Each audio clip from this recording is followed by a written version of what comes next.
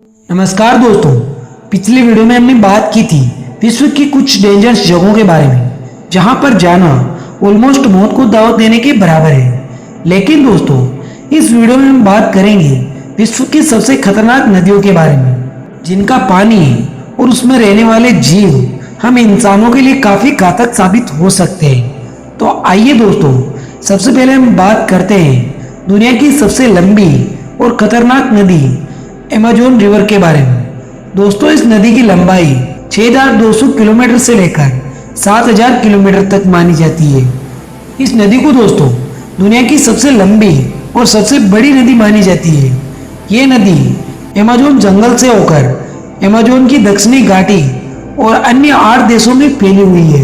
ये नदी दोस्तों सबसे पहले यहाँ से निकलकर ब्राजील जाती है और ब्राजील से Bolivia, Peru, Ecuador, Colombia, Venezuela, Guyana और सुरीनाम तक अमेज़न रिवर की धाराएं बहती रहती है।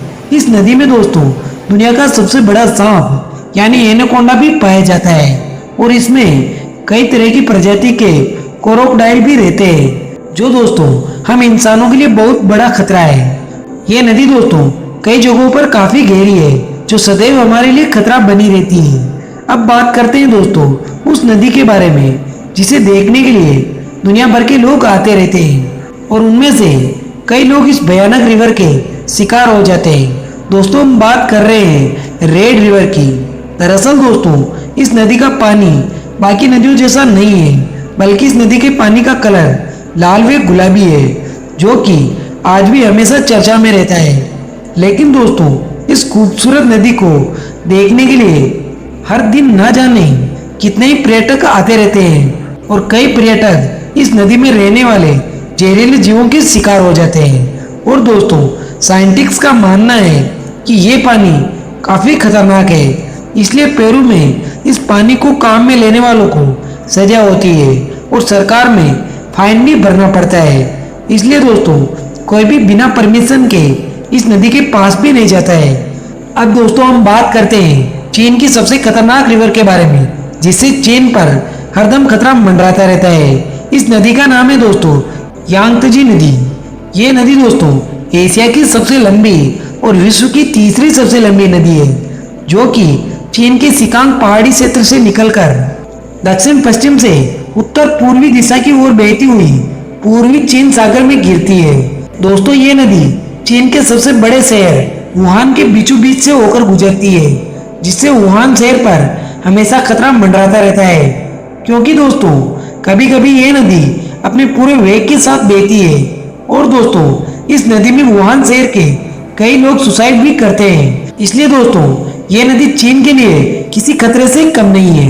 दोस्तों आगे बढ़ते हैं और हम बात करते हैं स्पेन में बहने वाली रियो टिंटो नदी के बारे में।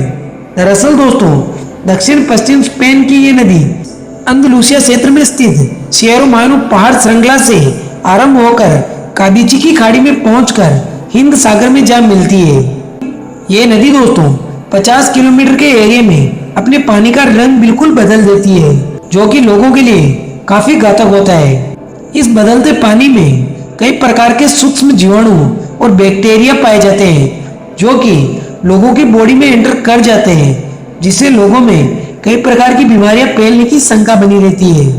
और इसी कारण दोस्तों ये नदी लोगों के लिए काफी खतरनाक है। दोस्तों अब हम बात करते हैं चीन की दूसरी सबसे खतरनाक रिवर येलो रिवर के बारे में।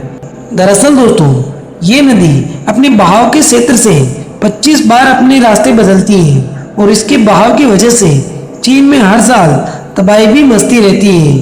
और दोस्तों जब ये नदी उफान पर होती है तब इसके सामने आने वाली हर चीज को ये बहा कर ले जाती है और इसी की वजह से चीन में हर साल कई लोग मारे जाते हैं। इस नदी की लंबाई 5500 किलोमीटर है, इसलिए ये नदी चीन की दूसरी सबसे बड़ी और विश्व की 7वीं सबसे बड़ी नदी है।